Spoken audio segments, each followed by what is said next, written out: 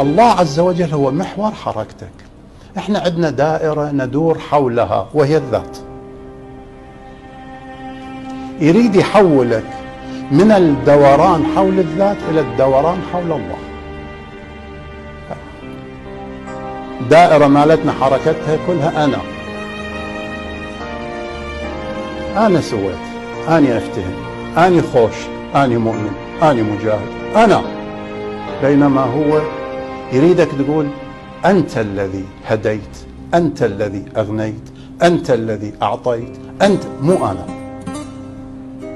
يعني يطلعك من دائرة الدوران حول الذات إلى الدوران حول الله. ما أصابك من حسنة فمن الله، مو منك. صليت، مو منك، توفيق من الله. تعلمت، توفيق من الله. جاهدت، توفيق من الله. ولذا قلت القرآن يقول لا تمنوا علي إسلامكم، بل الله يمن عليكم أن هداكم للإيمان.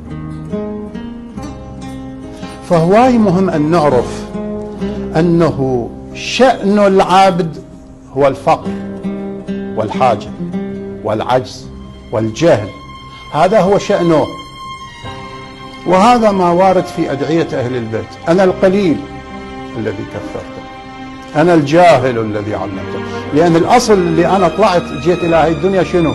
والله أخرجكم من بطون أمهاتكم فقط لا تعلمون شيئا، لا ولا تقدرون على شيء.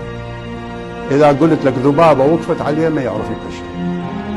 إذن أعجز ما يكون، فقير محتاج. هذا عندما يكبر شبنى صار غني؟ لا، هو يبقى فقير إلى الله، يبقى محتاج إلى الله عز وجل. يظهر فقره وحاجته إلى الله عز وجل من خلال التذلل والعبودية والطاعة.